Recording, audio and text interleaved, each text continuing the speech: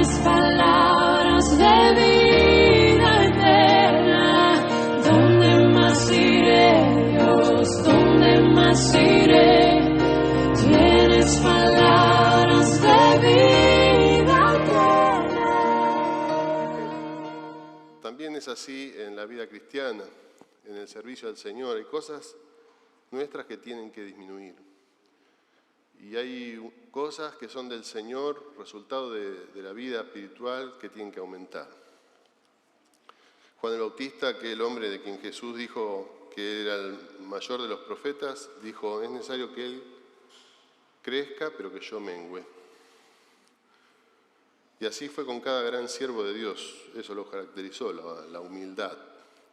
Y vamos a estar considerando algunos principios para ser cristianos fieles, siervos fieles, para tener un servicio fiel al Señor. Y eso va a ser en Filipenses. Por eso les invito a que podamos abrir la Biblia en Filipenses, en capítulo 2. A lo largo de los siglos, las diferentes traducciones de la Biblia han traducido una palabra de una manera un poco más ayornada, suave, de lo que el original, en la mayoría de los casos, quiere expresar. Es la palabra esclavo, la palabra doulos en griego. Por toda la connotación negativa que tiene la palabra esclavo, ¿no?, que ha tenido, los excesos que se han hecho, las cosas feas que se han hecho. Pero la esclavitud en la época del Señor no era de la misma manera que tenemos nosotros esa imagen de los esclavos traídos de África. Pero implica la esclavitud que Dios espera de sus siervos, una entrega total, como un esclavo tenía su vida entregada totalmente al Señor. Podríamos nosotros hacernos la pregunta: ¿quién puede servir a Dios? ¿Quién puede ser un esclavo del Señor? Y si podemos dar una respuesta rápida, bueno, desde el punto de vista podríamos decir dogmático, teórico, no sé cómo llamarlo. Bueno, tienes una persona que ha sido salvada. ¿Quién puede servir en la iglesia? Aquel que ha sido salvado, aquel que ha sido bautizado, que está en comunión con los hermanos, que está en paz con los hermanos, ¿verdad?, que se somete a los pastores, las condiciones que leía en 1 Timoteo 3, Isaías hace un rato. Pero si hilamos un poco más fino y nos hacemos la pregunta entendiendo lo que subyace detrás en las palabras, ¿quién puede serle útil al Señor? ¿Quién puede servirle al Señor? ¿Quién realmente es un esclavo del Señor? Vamos a ver que la vara sube un poquito más. Y todo eso queda contenido dentro de lo que leía Isaías, ¿verdad? Y el Señor nos dejó ejemplos, y el mayor ejemplo es Él, de cómo debemos ser nosotros hacia Él y hacia el pueblo de Dios como siervos de Dios. La carta a los Filipenses fue una carta escrita por el apóstol Pablo desde la cárcel. La iglesia de los Filipenses allí en Macedonia había sido participante del ministerio del apóstol Pablo, ofrendando para su ministerio, sosteniéndolo económicamente desde el principio de su contacto, de su obrar ahí en Filipos. Aun cuando pasó de Pablo de Filipos a Tesalónica, aún allí, dice Pablo, le habían enviado ofrendas. Pero Pablo tiene un primer encarcelamiento en Roma, y desde ese encarcelamiento escribe 4 cartas, una de ellas es Filipenses. Pablo no sabe qué va a terminar siendo con su vida. Nosotros sabemos por la historia y conclusiones a las que se saca que él salió liberado de ese encarcelamiento, pero en ese momento él no sabía si iba a ser liberado o no. Y entonces la carta a los filipenses es una carta con mucho sentimiento, con mucho amor, que ese amor que los unía con la iglesia de los filipenses. Pablo los quería mucho, sabía que ellos lo querían, pero Pablo se entera de que los filipenses están teniendo 3 tipos de problemas. Un problema con falsos maestros, un problema de persecución y un problema de división. Un problema de división. No sabemos en qué grado de división, si era sutil o no, pero a tal punto que él le tiene que decir al final de la carta: ruego a Evodia y a Síntique que sean de un mismo sentir en el Señor. Estas 2 mujeres habían servido con el Señor. Pablo está dando testimonio que son hijas verdaderas de Dios. Sin embargo, había problemas. Y bueno, Pablo les va a poner el ejemplo, va a hacerles un llamado a los filipenses para que ellos renueven su mirada, para que a ellos, que les estaba pasando lo que nos pasa a nosotros también, ¿no? Que se nos nubla la vista y nos confundimos y empezamos a veces a hacer muchas cosas, pero perdemos el foco, sacamos la mirada del Señor, nuestro corazón se va llenando de otras cosas, se enturbia el panorama y ya no estamos por ahí sirviendo al Señor con un corazón tan puro. Pablo los está llamando a enfocarse, a mirar los ejemplos que Dios les ha dado para que ellos puedan ser imitadores y lleguen a ser siervos fieles y prevengan todos estos problemas. La iglesia, los filipenses lo querían tanto a Pablo que le envían a alguien con ayuda, como vamos a ver. Y allí Pablo está en la cárcel con Timoteo y con este otro hermano, Epafrodito. Y Epafrodito estuvo a punto de morir. Y se enteraron los filipenses de que Epafrodito estuvo a punto de morir, aquella persona que le habían enviado a Pablo, con la ofrenda para Pablo y para que se quedara a ayudarlo a Pablo. Entonces Pablo escribe una carta para que ellos sepan que se había recuperado Epafrodito y la manda por medio de él. Ese es el contexto de la carta. Y vamos a estar viendo algunos principios con respecto al servicio al Señor. Y Pablo, como decíamos, esto de la palabra dulos, esclavo, sentirse un esclavo de Cristo, que implica más que ser un siervo de Cristo.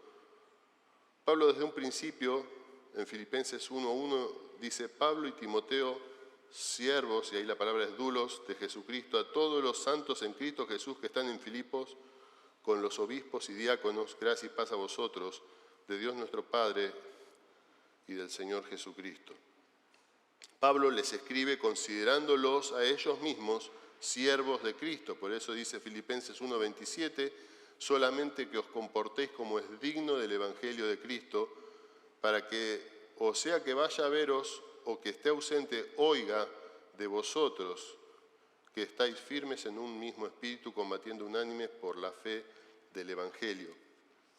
Mencionamos esos problemas que había en Filipos, ese ruego a Evodia y a Síntique para que fueran de un mismo sentir en el Señor, y vamos a entrar a ver esos principios que Pablo les deja a los filipenses.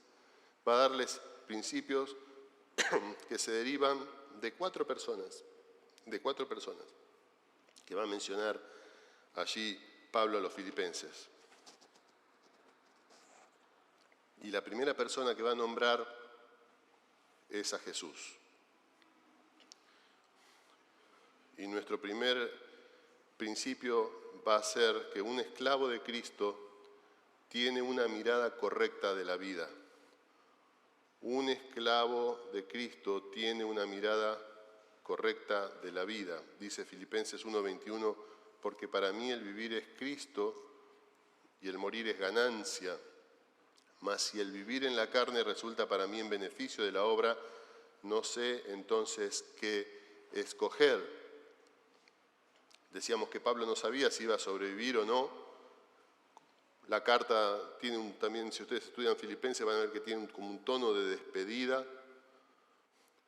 Cuando Pablo dice tantas veces en Filipenses regocijaos, esa palabra regocijaos en griego es una palabra que se usaba para saludarse, pero muchas veces se usaba como una despedida. Entonces, cuando les dice regocijaos en el Señor, otra vez les digo regocijaos, de alguna manera alguien lo ha visto también como que Pablo se estaba despidiendo, dejando la puerta abierta, quizás fuera su último contacto con los filipenses. Pero Pablo tenía una cosa en claro, que para él el vivir era Cristo. Pero si él vivir en la carne resultaba para él en beneficio de la obra, él no sabía qué escoger, porque él tenía una mirada correcta de la vida. A veces no sabemos qué escoger. ¿Cómo debo conducirme en esta área? ¿Cómo debo servir al Señor? Bueno, el principio primero es que el vivir debe ser Cristo, que Cristo debe ser el centro, y yo debo buscar glorificar a Cristo. Nuestro segundo principio es que un esclavo de Cristo debe servirle unánime o unido a los hermanos o en un mismo espíritu. Debe haber unidad. Por eso Pablo les escribe en el capítulo 2, donde nos vamos a quedar ahora, y en el versículo 1, por tanto, si hay alguna consolación en Cristo, si algún consuelo de amor, si alguna comunión del Espíritu, si algún afecto entrañable, si alguna misericordia, completad mi gozo, sintiendo lo mismo, teniendo el mismo amor, unánimes, sintiendo una misma cosa. Pablo los instruye y nos instruye en esta tarde a ser unánimes, a sentir lo mismo.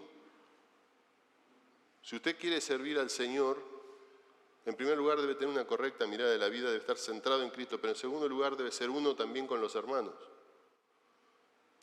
Sabemos, nos marca la experiencia que podemos hacer un montón de cosas se puede hacer en la iglesia o aparentemente para el Señor, y sin embargo no las estamos haciendo ni para el Señor ni con un buen corazón hacia los hermanos. Es importante que todo lo que hagamos lo hagamos en unidad. Y Pablo les ruega, y su gozo dependía de que ellos fueran uno. Completad mi gozo. Miren, es como si Pablo les estuviera diciendo, yo no voy a estar completo, no me voy a sentir gozoso si sé que ustedes no están unidos. Por más que me envíen una ofrenda, completen mi gozo, sean uno. Pablo los instruye a hacer lo mismo, a ser unidos. Pero ¿cómo se consigue esto? ¿Cómo se consigue esa unidad? Bueno, la respuesta está en el versículo 3. Nada hagáis por contienda o por vanagloria, antes bien con humildad, estimando cada uno a los demás como superiores a él mismo. Si yo estoy considerando a mi hermano superior a mí mismo, va a haber cero problemas. Va a haber cero problemas. El problema es cuando empieza el orgullo a actuar y yo me siento herido porque el hermano y yo me siento desplazado y empiezan los roces porque el egoísmo está primando, porque la vanagloria personal está primando y eso evita que seamos de un mismo sentir.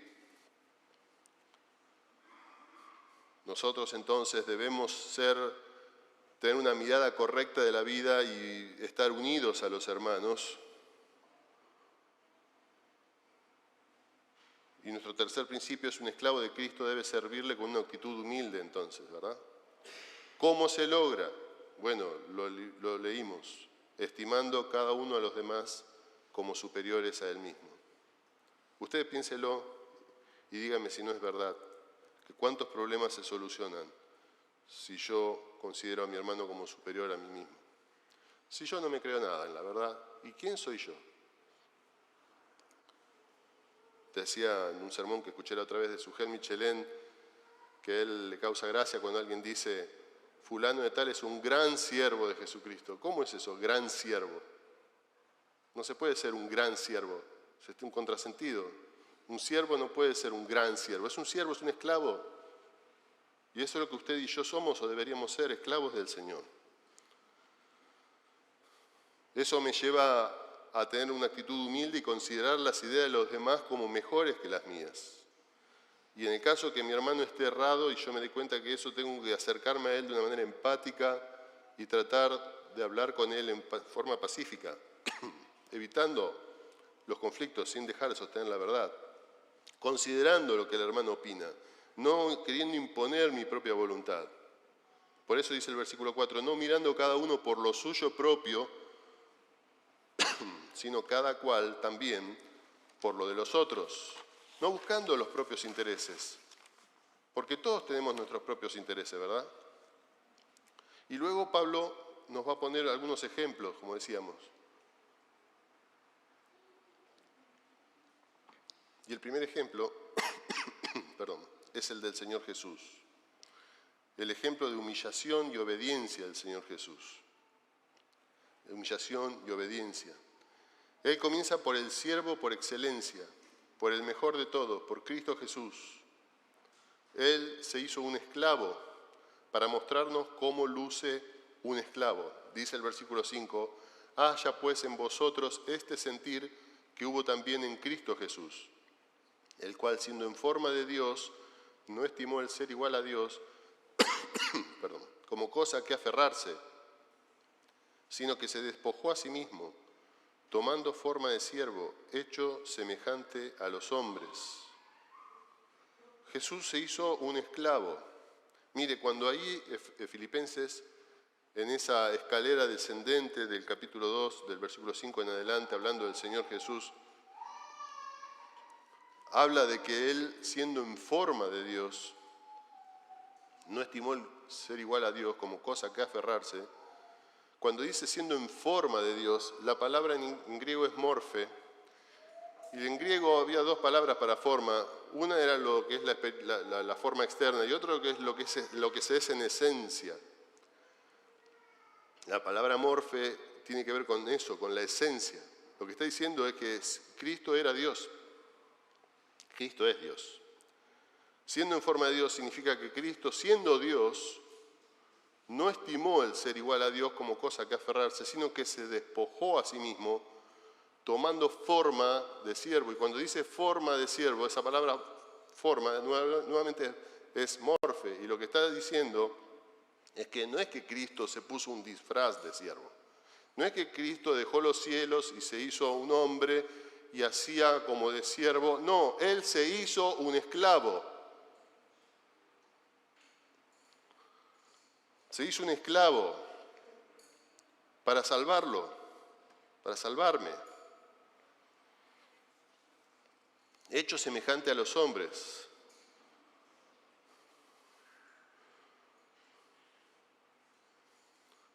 Y de esa manera Jesús nos enseñó cómo morir, porque nuestro cuarto principio es un esclavo de Cristo debe estar dispuesto a vivir y a morir.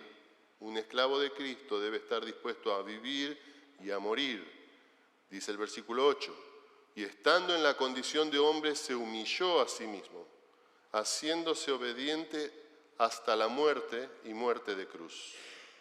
¿Hasta dónde, me pregunto, y nos debemos preguntar en esta tarde, hasta dónde estoy dispuesto a darme a Cristo? ¿Y qué pasa si Él me pide algo que para mí es difícil de ceder? ¿Estoy dispuesto a llevar mi cruz? Preguntas que nos tendríamos que hacer. Marcos 10:21 dice, entonces Jesús mirándole, está hablando de su encuentro con el hombre rico, y el hombre rico, este joven rico, le dice al Señor que cómo puede ser salvo, y le pregunta esto, y el Señor le dice que cumpla los mandamientos, y él le dice, lo hice todo, lo cual se estaba engañando a sí mismo. Y entonces el Señor dice que mirándole le amó y le dijo, una cosa te falta, anda, vende todo lo que tienes y dalo a los pobres y tendrás tesoro en el cielo, y ven, sígueme tomando tu cruz. Sígueme tomando tu cruz. De eso se trata el discipulado cristiano, tomar la cruz del Señor, seguir al Señor e imitar al Señor. No nos va a salir bien de una. Estamos siendo transformados, estamos siendo glorificados.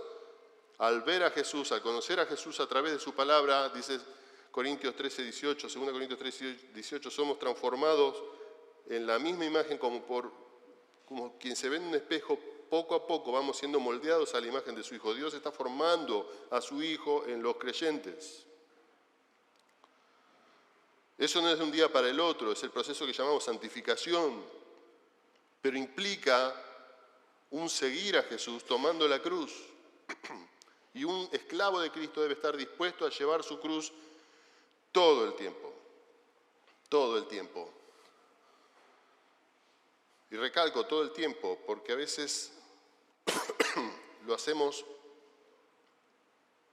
a los ponchazos, a los saltos. Dice Lucas 9:23, y decía a todos, si alguno quiere venir en pos de mí, niéguese a sí mismo, tome su cruz cada día y sígame, cada día. Cuando uno comienza el discipulado cristiano, lo primero que empieza haciendo es tomando una cruz. Si usted recibe a Cristo, lo primero que tiene que hacer es tomar una cruz, porque va a tener que morir a un montón de cosas. Es el costo del discipulado, pero créame que vale la pena. Seguir a Cristo vale la pena. Y vamos a recibir una corona y la vamos a arrojar a sus pies en aquel día que Él vuelva, porque Él resucitó de los muertos, y ponga todas las cosas en orden.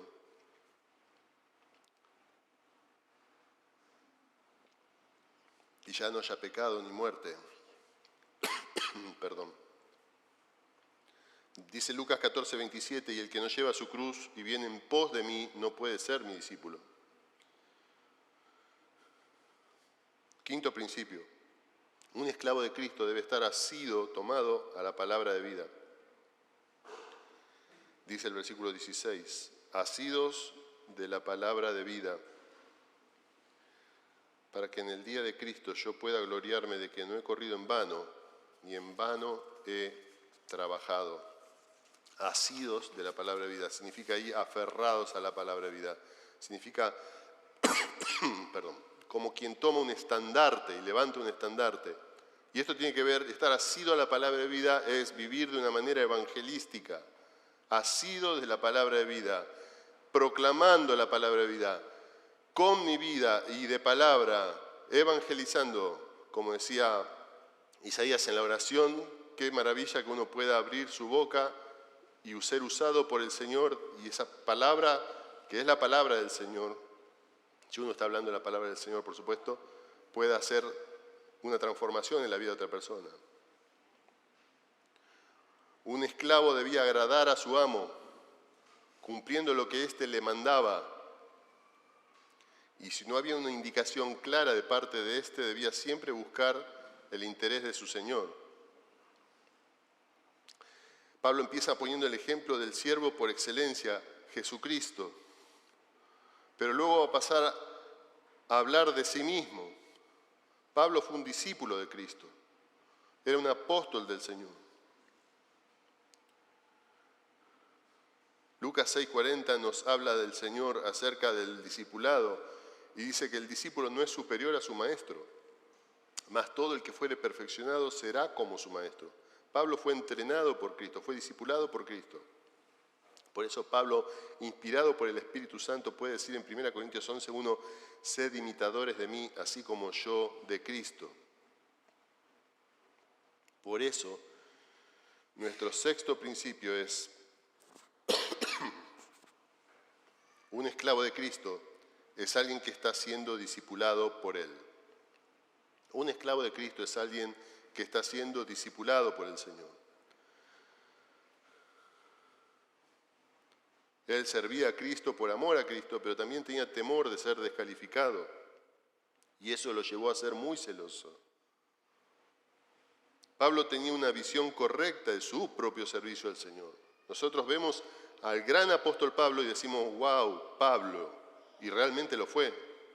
Un hombre a quien Dios utilizó muchísimo, pero no dejaba de ser un siervo del Señor. Y tenía una visión correcta de sí mismo, por eso decía, imítenme a mí.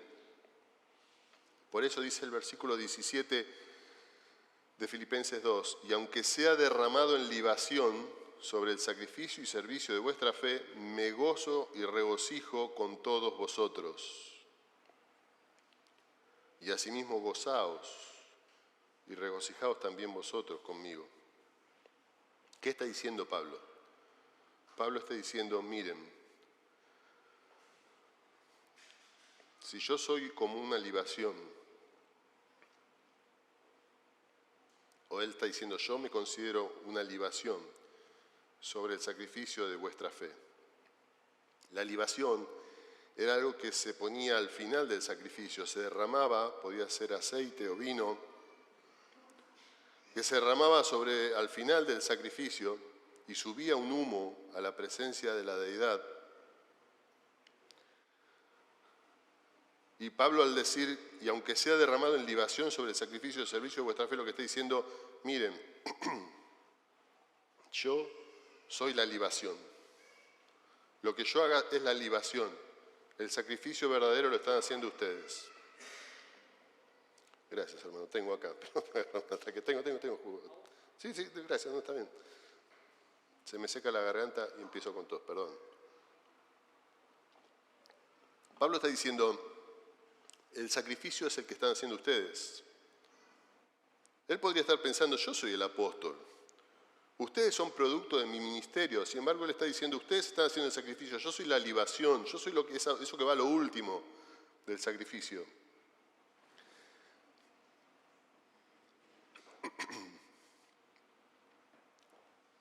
Eso habla de la humildad de Pablo, ¿verdad?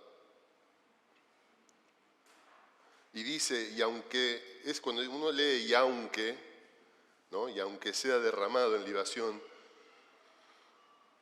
podemos entenderlo en castellano como que está hablando de una posibilidad hipotética, ¿verdad?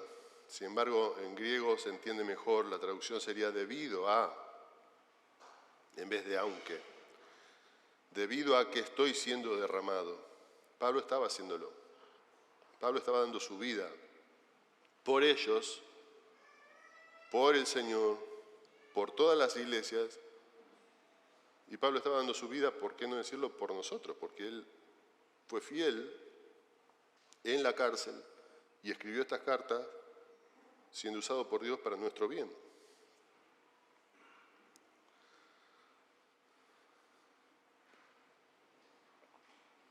Pablo estaba así cumpliendo lo que leímos en el versículo 3 y 4. Nada hagáis por contienda o por vanagloria, antes bien con humildad, estimando cada uno de los demás como superiores a sí mismos.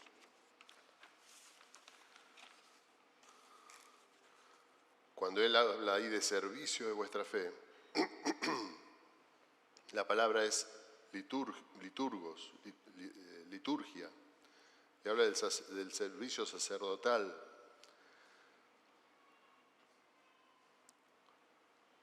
Habla de una unidad en el servicio. Es como que él estaba diciendo, nosotros, filipenses, ustedes y yo estamos sirviendo juntos al Señor. Cada uno en su lugar, pero estamos sirviendo juntos al Señor. Tenemos un altar en común. Nuestra vida es un sacrificio en conjunto. Juntos estamos dando nuestra vida en sacrificio al Señor. Pablo aprendió a poder, en medio del dolor y del sufrimiento, gozarse en el Señor. Y esto es el motor que lleva a los misioneros a entregar su vida al Señor, con gozo. ¿Conocemos tal gozo? ¿Por qué no lo conocemos?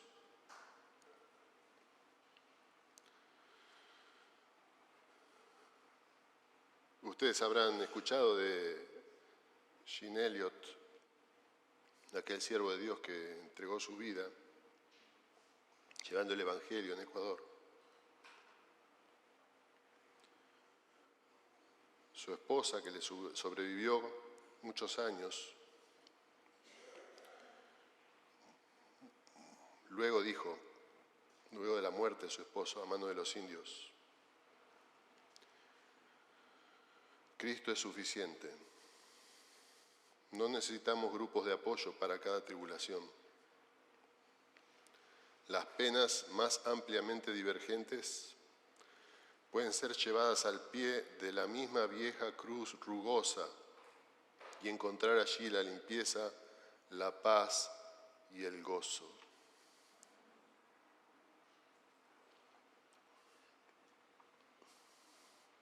2 Corintios 7:4, Pablo dice, mucha franqueza tengo con vosotros, mucho me glorío con respecto de vosotros, lleno estoy de consolación, sobreabundo de gozo en todas nuestras tribulaciones.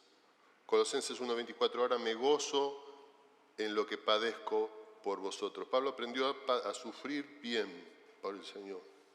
Ahora me gozo en lo que padezco por vosotros y cumplo en mi carne lo que falta de las aflicciones de Cristo por su cuerpo, que es la iglesia. Y pregunto nuevamente, todas estas consideraciones nos llevan a generarnos muchas preguntas. En primer lugar, para mí y para cada uno. ¿Qué estamos sacrificando por causa de Cristo? ¿A qué le hemos dicho no para servir a Cristo y a su pueblo? Pablo encontró su motivación y ejemplo en Cristo. Y dice Hebreos 12:2, puestos los ojos en Jesús, el autor y consumador de la fe, el cual por el gozo puesto delante de él sufrió la cruz, menospreciando el oprobio, y se sentó a la diestra del trono de Dios. Escúchame bien en esta tarde, hermano querido. Escúchenme, hermanos, que van a ser nombrados hoy diáconos, y cada uno de los que queremos servir al Señor. Tu eficacia como cristiano está en relación directa con tu relación con Cristo. Lo repito, tu eficacia como cristiano está en relación directa a tu relación con Cristo. Séptimo principio, un esclavo de Cristo es alguien que está aprendiendo a gozarse en el sufrimiento a causa de su Señor. Un esclavo de Cristo es alguien que está aprendiendo a gozarse en el sufrimiento a causa de su Señor.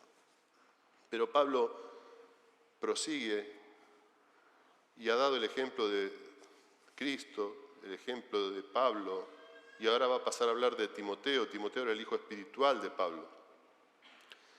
Pablo él había sido discipulado por el Señor y él estaba discipulando a Timoteo para ser aquella persona en quien él se estaba reproduciendo para que pudiera llevar adelante la obra luego que él no estuviera. Y bien, Timoteo también es un ejemplo para nosotros de siervo del Señor. Timoteo representa para nosotros la empatía y la concentración, podríamos llamarlo el enfoque, estar pensando en las cosas correctas, concentrado, empático. Dice Filipenses 2:19, espero en el Señor Jesús enviaros pronto a Timoteo, para que también esté de buen ánimo al saber de vuestro estado. Escúcheme bien, pues a ninguno tengo del mismo ánimo, y que tan sinceramente se interese por vosotros. Porque todos buscan lo suyo propio, no lo que es de Cristo Jesús. Pero ya conocéis los méritos de Él, que como hijo a Padre ha servido conmigo en el Evangelio. Así que a espero enviaros luego que yo vea cómo van mis asuntos, y confío en el Señor que yo también iré pronto a vosotros. Cristo se reprodujo en Pablo, Pablo en Timoteo y en Epafrodito. Por eso Pablo podía decir, inspirado por el Espíritu del Señor, no porque fuera él vanaglorioso, sino que el Espíritu del Señor le mandaba decir esto. 1 Corintios 4:16, por tanto os ruego que me imitéis. O como hemos mencionado, 1 Corintios 11:1, sed imitadores de mí, así como yo de Cristo. O Filipenses mismo, 3:17, hermanos, sed imitadores de mí y mirad a los que así se conducen según el ejemplo que tenéis en nosotros.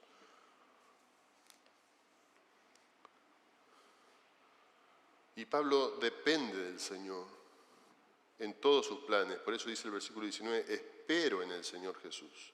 Él dependía del Señor Jesús. Timoteo era un hombre preparado.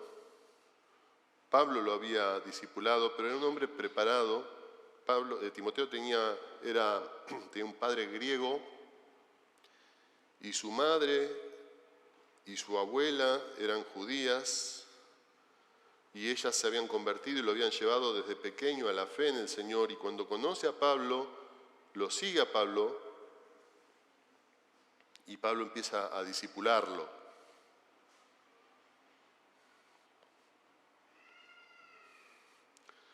Decíamos que Pablo anhelaba encontrar su gozo en saber que los hermanos estaban trabajando unidos, pero también él encontraba ánimo al saber de los hermanos.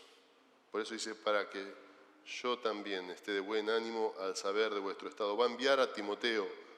Pablo va a dar a aquellas personas que él tiene consigo y que lo están asistiendo en la cárcel. Imagínense ustedes estar en la cárcel. Ya es algo que cuanto más personas nos vengan a visitar, mejor, ¿verdad? Porque se necesitan muchas cosas en la cárcel.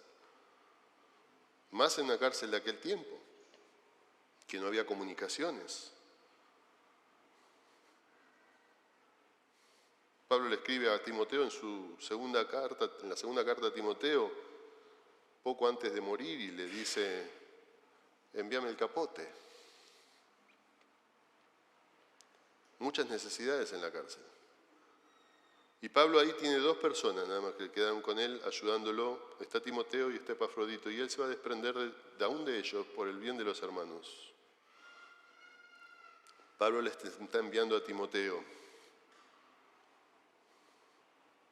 Les va a enviar a Timoteo, dependiendo de lo que quiera el Señor, para estar de buen ánimo. Y la razón de que él envía a Timoteo es que el versículo 20 dice, pues a ninguno tengo del mismo ánimo y que tan sinceramente se interese por vosotros. Pablo era con Timoteo del mismo ánimo, tenían una misma alma, una misma mente. Ahí la palabra es isosú, que significa una misma mente. Pablo dice, Timoteo piensa como yo, y yo pienso como Dios, tenemos los mismos intereses. Lucas y Aristarco habían sido enviados por Pablo, según Filemón, así que estaban solamente Timoteo y Epafrodito. Y Timoteo tiene el mismo sentir que Pablo, y el sentir es que él no está mirando por sí mismo, sino que se está interesando, como Pablo, en los hermanos, en servir al pueblo de Dios, de una manera, como hemos visto, sacrificial, gozosa, con la mirada puesta en el Señor, humilde, no considerándose más que nadie. Busqué la definición de empatía, y empatía es la capacidad de identificarse con alguien y compartir sus sentimientos. Timoteo era empático. Timoteo tenía compasión por los hermanos. Se interesaba sinceramente por los hermanos. Cuando ahí la palabra dice, se interese por vosotros, que no hay nadie que se interese tan sinceramente por vosotros, es la misma palabra que aparece luego en 4:6 cuando dice, por nada estéis afanosos. Pablo está diciéndole a los filipenses, por nada estéis afanosos. O sea, no se preocupen, como hijo del Señor Jesús, no se afanen por qué van a comer, qué van a vestir. Está mal afanarse cuando estoy pensando en mí y estoy diciendo, a ver, ¿qué voy a comer, qué voy a vestir? Y no dependo del Señor. Pero no está mal afanarse, preocuparse cuando es por mi hermano. Cuando me preocupo por mi hermano, ¿qué va a comer, qué va a vestir mi hermano? Y eso me moviliza a servir a mi hermano. Ese era el sentimiento que tenía Timoteo. Eso no es egoísmo, es ternura, es compasión, ese estar afanado. Por eso dice el versículo 21, porque todos buscan lo suyo propio, no lo que es de Cristo Jesús.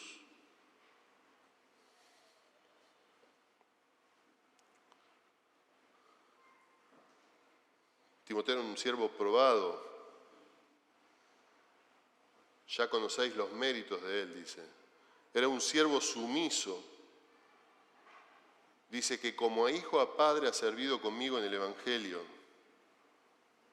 Habían servido juntos como esclavos del Señor. Desde la perspectiva de Pablo, él era su hijo espiritual, pero él lo veía, Pablo habla de la humildad de Pablo, lo veía a Timoteo como un igual.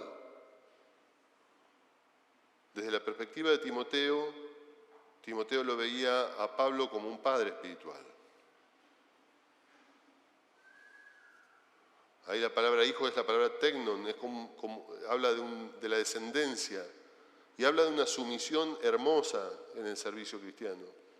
Timoteo nunca compitió con el apóstol Pablo y eso nos hace pensar que debemos estimar a nuestros padres espirituales, a nuestros líderes.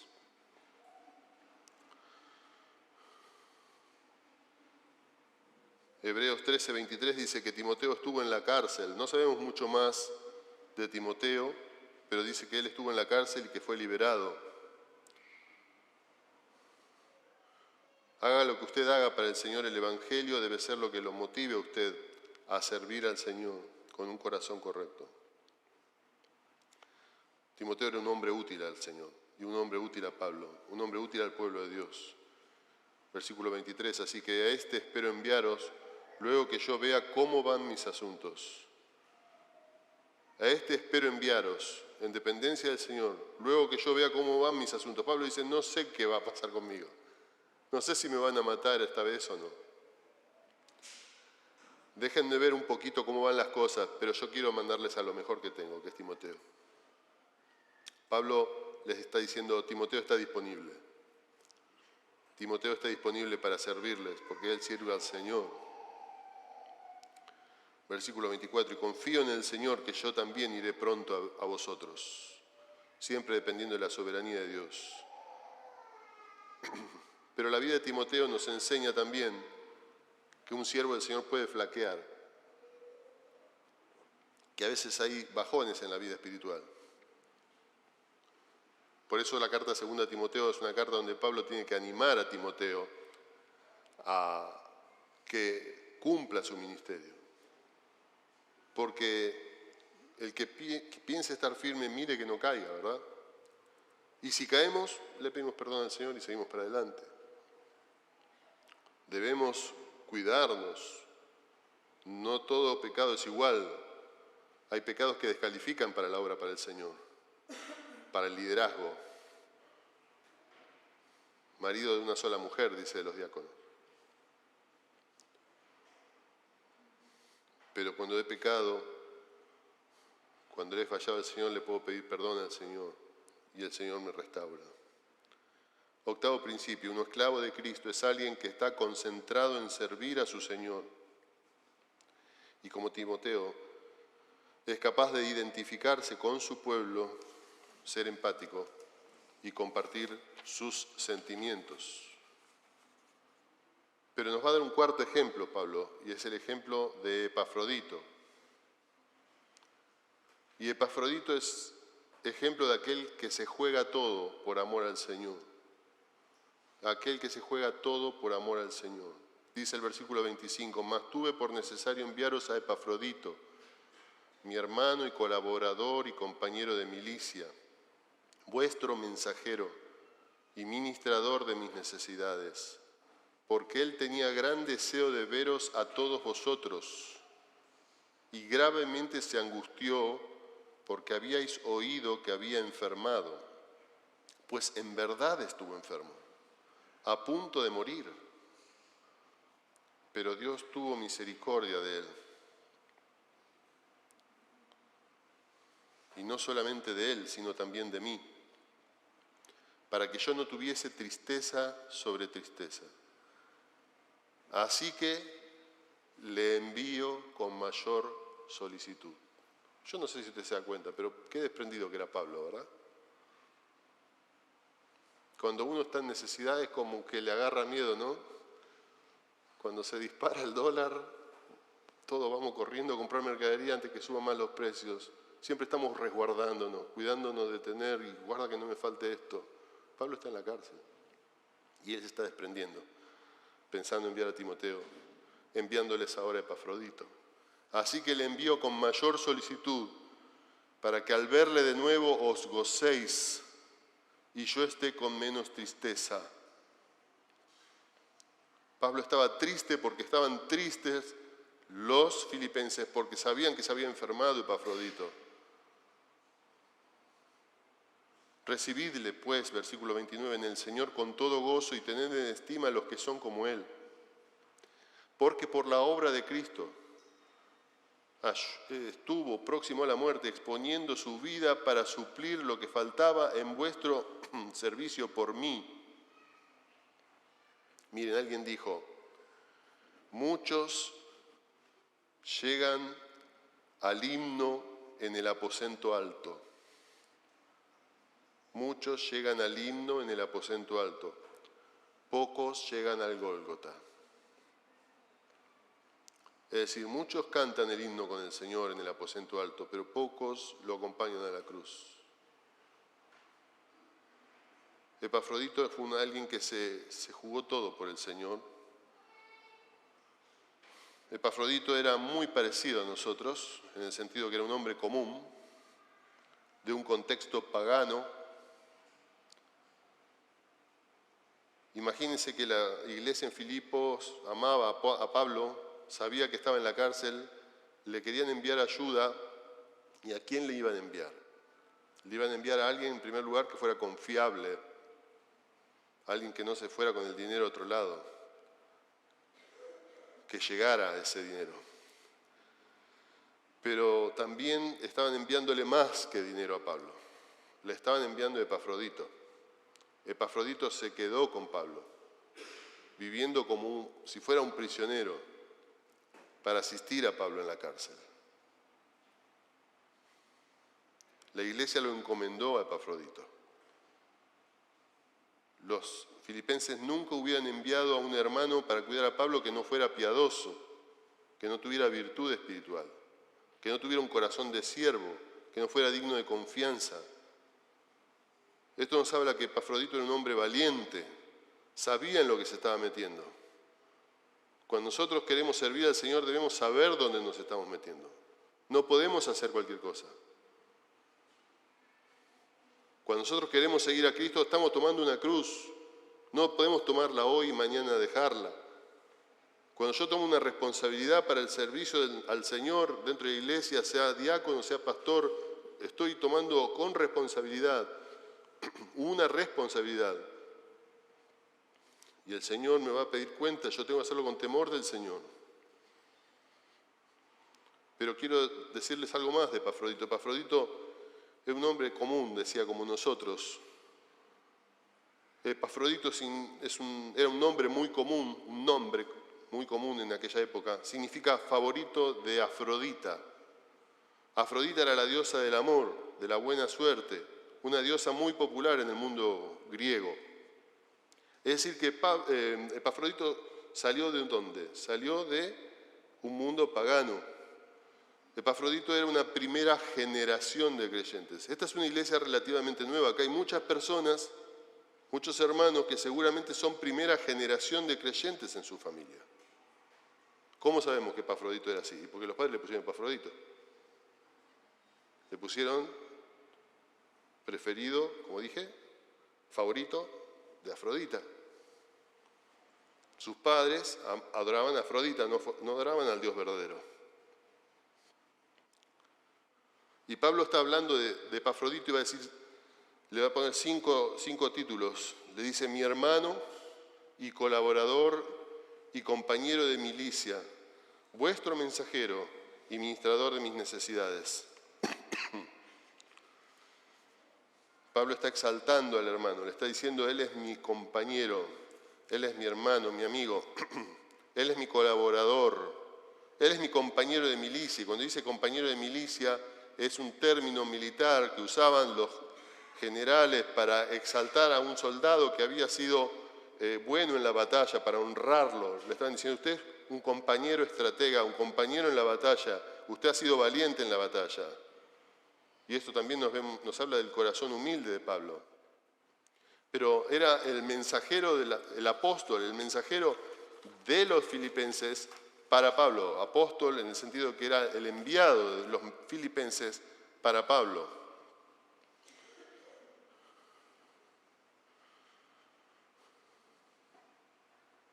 ¿Por qué Pablo les tuvo que enviar a los filipenses de vuelta a Epafrodito? Porque, versículo 26, él tenía gran deseo de veros a todos vosotros y gravemente se angustió porque habíais oído que había enfermado.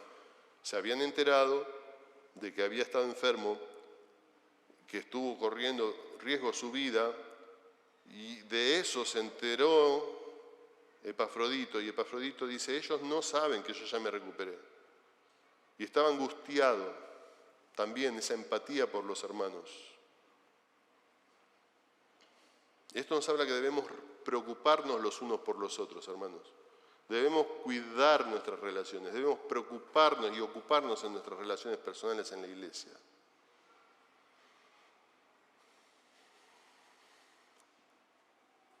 Pablo lo va a enviar con la mayor solicitud, dice el versículo 28, sin tristeza.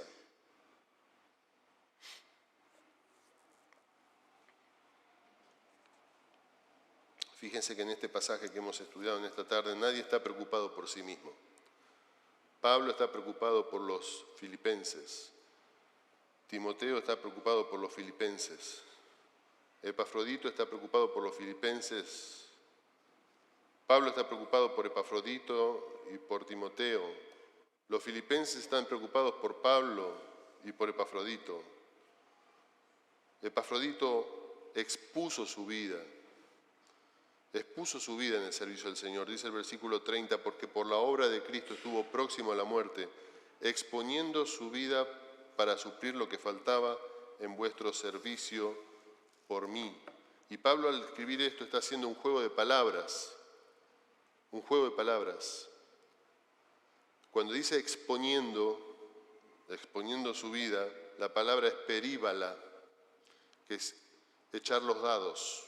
Y Pablo está haciendo un juego de palabras porque cuando en el mundo griego jugaban a los dados, como quien tira los dados y dice algo para que le traiga suerte, la gente tiraba los dados y decía Epafrodito, favorito de Afrodita, que era el nombre de Epafrodito. La gente tiraba los dados y decía Epafrodito. Y Pablo está diciendo él como si fuera que se tomara a sí mismo, se la jugó, expuso su vida de una forma amorosa para servirme. Noveno principio, un esclavo de Cristo está dispuesto a correr riesgos y a hacer sacrificios. La vida cristiana está llena de sacrificios, llena de riesgos. Si usted y yo queremos una vida cómoda, estamos eligiendo una vida, pero no es la vida cristiana. Termino, hermanos, con una ilustración.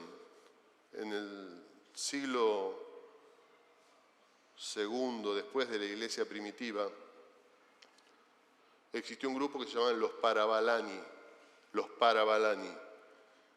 Y estos Parabalani viene derivado de esta palabra que dijimos recién, períbala. Eran los que se la jugaban, siguiendo el ejemplo de Epafrodito. Iban a prisiones, visitaban a personas con enfermedades peligrosas. Se dice que en Cartago, en el año 252, hubo una gran peste. En esa época no se conocían como ahora los microbios. Sabían que si uno tomaba contacto con personas o pertenencias de una persona enferma podía morir. De tal manera que cuando la gente se moría en ese mundo pagano, no los enterraban por miedo a contagiarse. Entonces, los siervos del Señor, liderados por Cipriano allí en Cartago en el 252, hicieron esto como los Parabalani y fueron y se empezaron a ocupar de enterrar a esos muertos.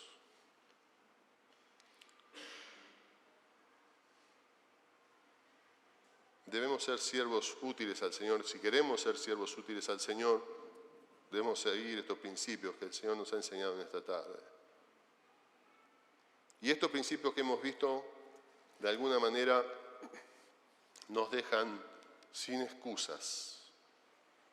Porque usted y yo podemos ver el ejemplo que nos da Pablo de Cristo y decir, bueno, pero era Cristo, era Dios hecho hombre.